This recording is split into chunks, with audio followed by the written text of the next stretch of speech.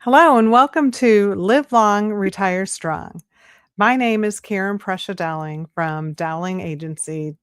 If you like more information about what you hear during our show today, give us a call at 708-479-8771 or visit us online at dowlingagency.com. And while at our website, click on the radio page to check out our past shows and to subscribe to our program on Apple Podcasts, Spotify, and Amazon Music. Well, today we're going to be talking about behaviors that could quietly undermine everything you've worked, so hard for over the years, many of which, catch a lot of people off guard once they get into retirement. We're going to walk through 7 investment behaviors that, according to a recent article that I read in Kiplinger, tend to hurt retirees the most. These aren't obscure technical mistakes. They're patterns that feel completely reasonable in the moment, but could really add up to some costs over time within your investment plan and retirement portfolio. Throughout the episode, we'll be drawing from the 7 investment behaviors that hurt retirees the most, but it's not too late to change your ways. Mm. According to research from Morningstar citing the article, behavioral mistakes could cost investors an average of 1.2 annually. That's quite a bit. And over the long run, that drag can really add up. The encouraging news is that most of these mistakes are behavioral, which means they can be addressed. I want to introduce my co-host this afternoon, and Jaclyn Gladhill. Before we get into all of these, behaviors we can Yes, change, and say, welcome back. It's been a while. it has. Karen, I mean, I feel like you and I haven't seen each other. We haven't caught up. And, we're coming off of a holiday weekend here. So tell me about your 4th of July. How was it? Oh my gosh, it was a blast, and no pun intended there, but pun intended. Actually, even going back a week, I'm gonna back it up because one of our clients actually went on the honor flight 2 weeks ago, right before, or actually it might have been, no, it was 2 weeks ago. And he came back with 122 other veterans, and we welcomed him back with a big sign saying, "Welcome back and thank you for your service." And it was so amazing and so heartwarming. And I wanted to say that because, it's all about the freedoms that they fought for. Mhm. And we, coming into our 250th anniversary, birthday year for America, I think we really need to reflect on that. And he Yeah. happened to be the one of the what do you call that? That they when they come, they start the parade. They are, Oh, oh my gosh. yeah. I can't think of it either, but I know what you're talking about. Yeah. Well, he was the grand master, or whatever was the, beginning Yeah. of the, Mokina parade that we had here locally, which is always something that we enjoy on 4th of July, and then, uh, it we end up going swimming and having, in between rain Fun. and Yes. lightning storms and crazy trees falling, and yeah, but we had Mhm. a 360 view of fireworks in my sister's backyard. Oh, fun. Yeah, Wow. Wow. Yeah, they were that pretty spectacular. One neighbor did for 2 hours. So, oof. apparently the authorities were, turning a blind eye to all that. I mean, I will say the same thing. I'm like, I have no complaints about fireworks and especially 4th of July, but I was shocked at how late they lasted this year because I don't remember in the past having fireworks, at 1 and 2 o'clock in the morning. Like I Oh, thought people yes. typically quit around noon or around noon, around midnight. But I was just up all night. I'm like, okay, And then I saw this joke on, of course, a Facebook community page, and it said, "Can you guys please keep your dogs and children quiet this morning because some of us have been up all night shooting off fireworks." Oh, that's And funny. I was like, "That's very opposite and very correct." The So poor fur babies. Oh. yes. Well, I'm excited about, I'm happy to hear first about your 4th of July weekend and just the exciting news that you've had recently. And I cannot wait to hear more next week. But I'm also really excited about this episode about our behaviors. How many times do we ask our friends or our colleagues or people around us to tell us maybe what are our habits? Because you don't even know. Sometimes you don't Sure. know what you're doing or if I'm redundant or if I'm doing a special thing. You don't know. And so it's so great to maybe go through these 7 investment behaviors that hurt retirees, and maybe you'll realize, "Oh shoot, have I been doing that?" So let's start off with, Karen, our first investment behavior. And I know it's about cash, right? It is. The first behavior is holding too much cash out of fear. And this often happens. We have had countless uh, prospects and clients Mhm. come in that they have these huge amounts of emergency reserves, which I think is prudent to some degree. Mhm. However, when that fear is pushing you to push a lot of that portfolio share into cash for years at a time, that's where inflation can slowly erode what that cash could buy. And after taxes, a lot of cash yields can struggle to keep pace with Mhm. inflation. So I do feel that that you need to have some protection, Mhm. and there needs to be a set amount that is going to be more prudent for you to hold Yeah. within cash. And Yeah. I think cash has to have a purpose. Mhm. And Mhm, yeah. when The when cash isn't working for you, right? I mean, it's sitting there and it's not beating inflation, and we talk a lot about emergency funds and the importance of emergency funds. So, correct. that's great to have in cash, but I think the rest of it, it could quietly erode your purchasing power. That's so true. And we talked about this before in previous episodes where the emergency fund is going to be usually that, 1 year of expenses, that you Mhm, need in the short term. And, you might even go out, a couple more years and, with short-term bonds. They're still earning some. They're not earning as much, but, it's not like it's sitting in the bank account earning practically nothing. mhm, But you have to look at investment and the remainder of that 1 year of expenses with longer goals, long-term goals in mind. You know, mhm, if, cash is tied to a specific time horizon, it can reduce anxiety rather than amplify it. mm. Yeah, so That that purpose, that intention. absolutely. We want um, cash to have a purpose because without it, it can do more harm than good. Mhm. And that's obviously going to affect your purchasing power.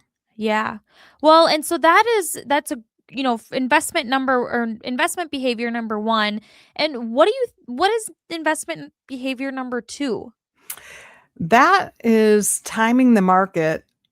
A lot of people want to time the Mm, market instead of staying invested. yeah. And they sell after decline. They think that they're being protective of their money, but they lock in losses and they increase the likelihood of missing the rebound, because then Mm, you have to figure out, okay, so when is that loss bottoming, and when are things going to pick back up and then get right back into the game, and they mhm, often don't. And I think their fear of that more losses holds them back. And Yeah. so, I um, see I see kind of a common theme here, Karen, about, fear and emotion and how it's tied into making these choices that will ultimately it can kind of erode at your again, your purchasing power and your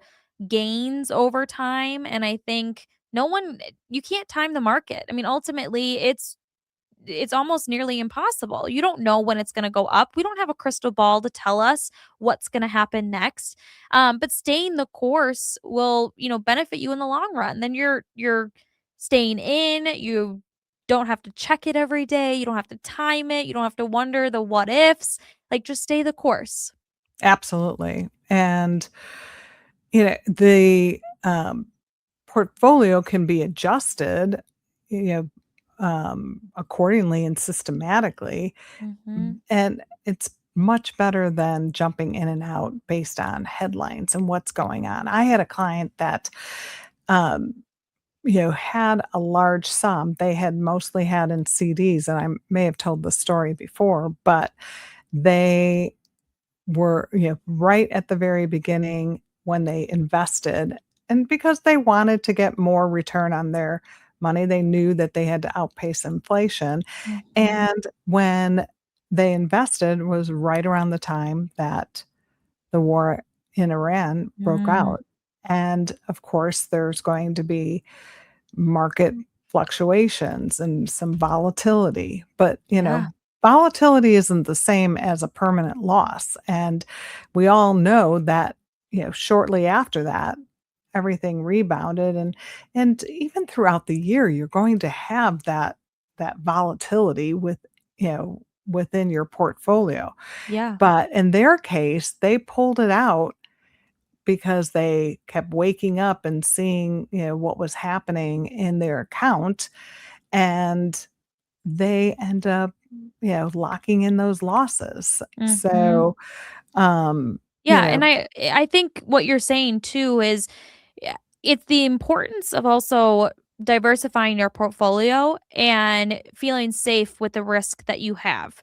And I think, ultimately, yes, the market is up and down or, you're trying to chase those gains and those losses or adjusting those allocations, but you really should be adjusting it for your comfort level and allowing yourself to be comfortable if it does fluctuate because it will. And so that's why you have safety nets. That's why you have, assets in different areas.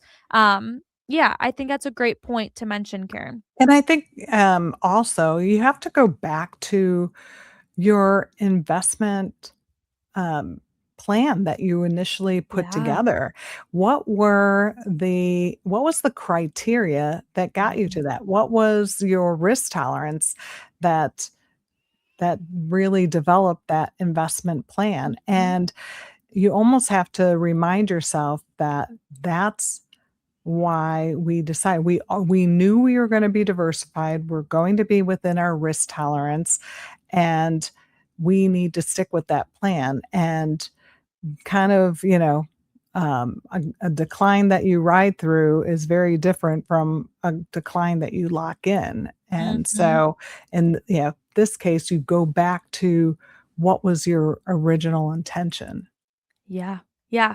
Well, Karen, let's move on to investment behavior number 3.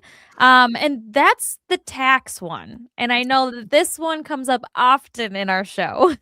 Yes, and, ignoring tax efficiency and and withdrawals is one of those bad behaviors. Yeah. Not all retirement dollars are taxed the same way.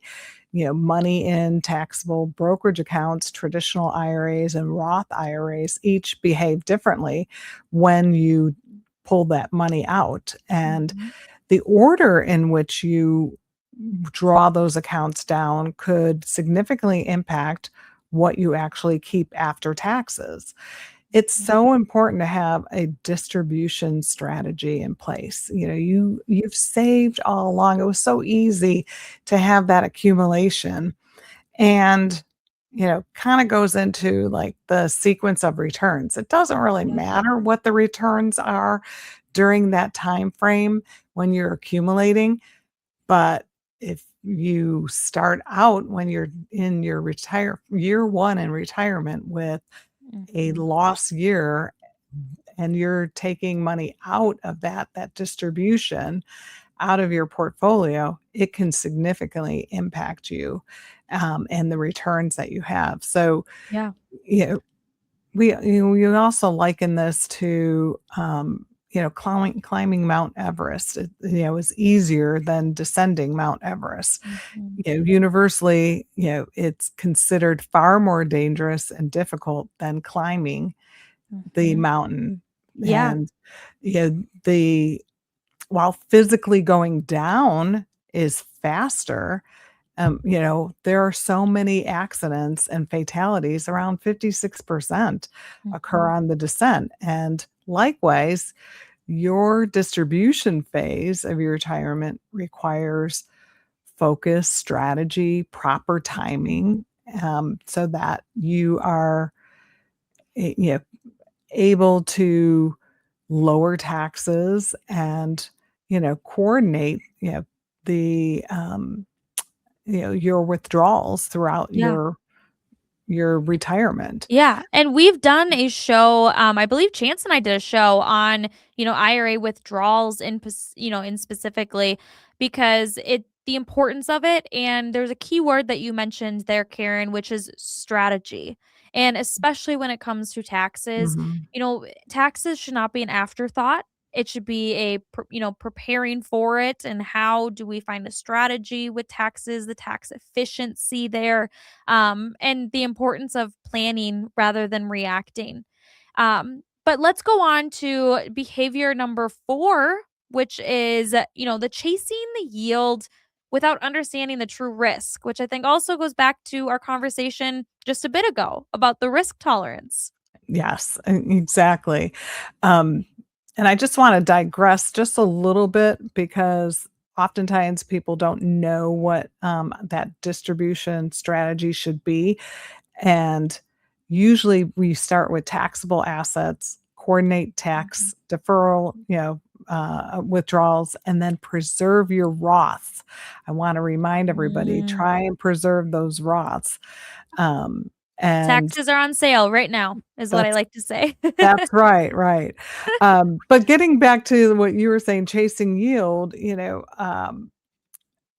high distribution rate looks appealing, especially when the markets feel uncertain, but yield is not a free lunch. And so Mhm. prioritizing yield in a fixed income or income focused holdings without understanding what's underneath could mean that you're going to take on more credit risk, interest rate risk, or concentration risk.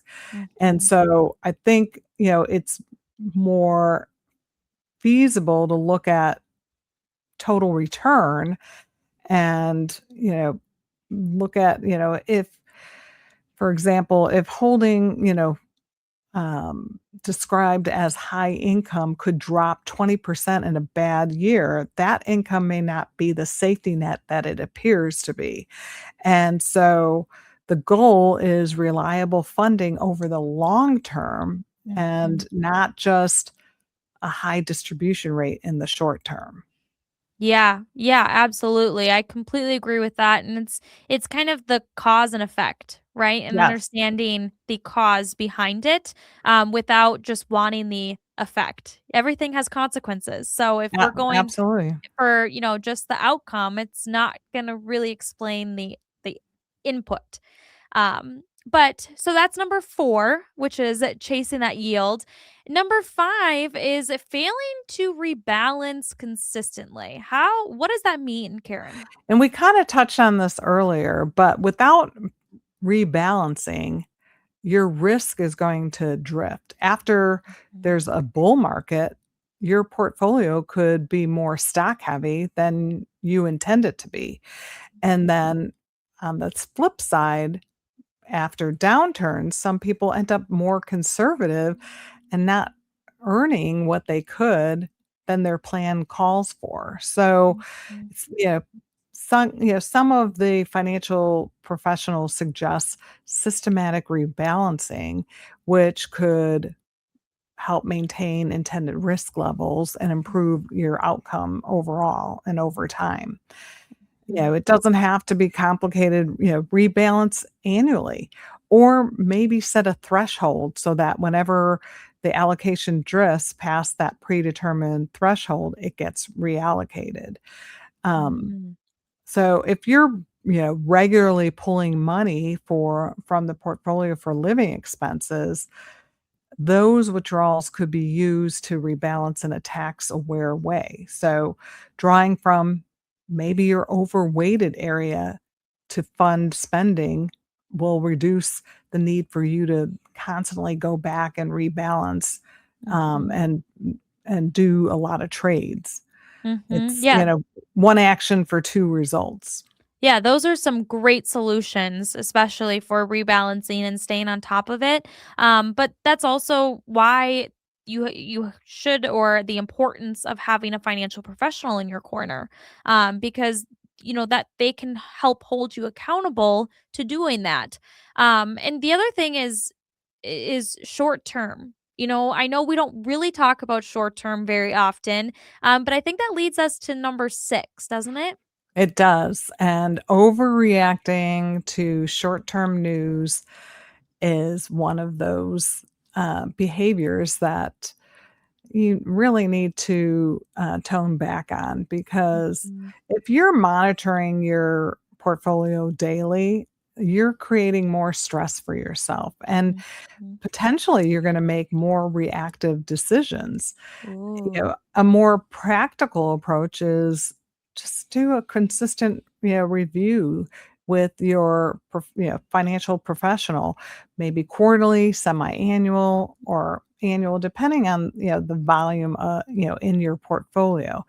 But getting back to what we talked about before, going back to that written investment policy statement that spells out what you're gonna do during Mm, volatility and setting those expectations, and that's where a financial services professional comes in, and they kind of hold your hand and calm the waters, mhm, that's for you, and so that, and oftentimes, we're setting those expectations that, yes, you're gonna have volatility throughout this year, but don't let that impact your mhm, decision prematurely, pulling money out, locking in losses, and things like mhm. that.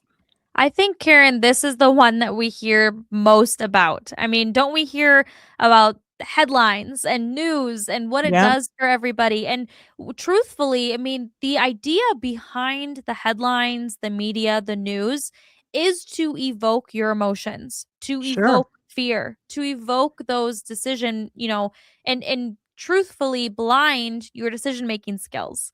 And so I'm so glad that you brought this one up, and I just wanna point out that I think truthfully, in my opinion, I think this one might be the most important, to kind of steer away from that emotional aspect that we want to avoid.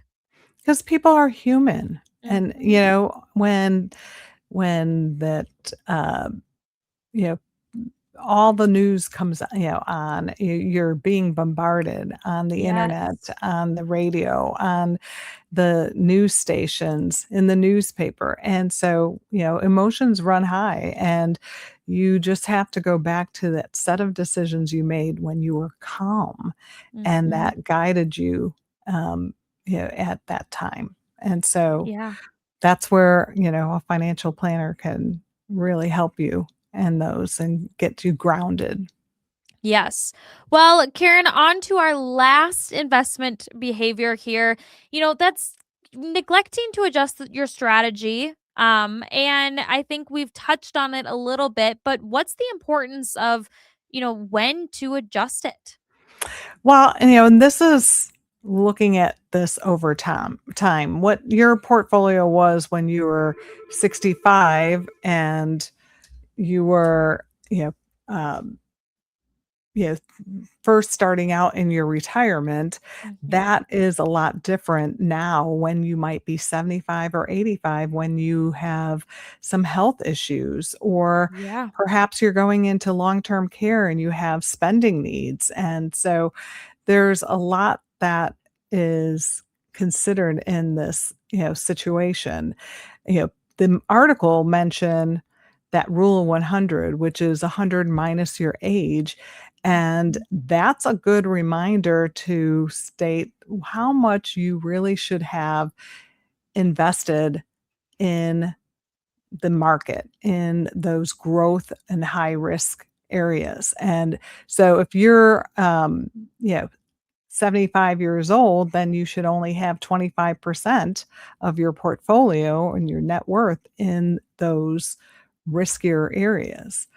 Mhm. It's a Yeah, and good rule of thumb to use. yeah, yeah, and I think what I'm hearing you say here is that life does change. And so neglecting to change your strategy or not talking to a professional when you get married or have kids or grandkids or things exciting. It's so exciting that sometimes we forget that it does affect other aspects of our lives, It's that financial aspect.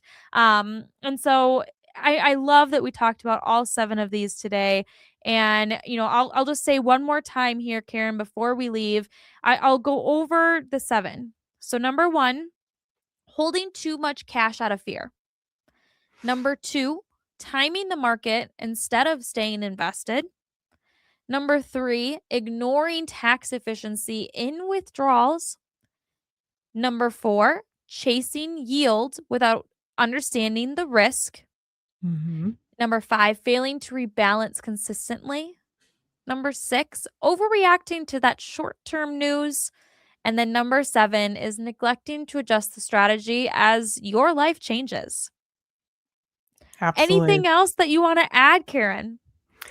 Well, if anything, any of this resonates with our listeners and, what you might be going through now, or you just want to make sure that your plan is solid enough to hold up if something unexpected happens, we'd love to hear from you. So please give us a call at 708-479-8771 or visit us online at thedowlingagency.com and schedule a complimentary consultation. We'd be glad to look at your full picture and retirement plan and determine what should prudently come next in, in ensuring that you have the retirement that you always dreamed of.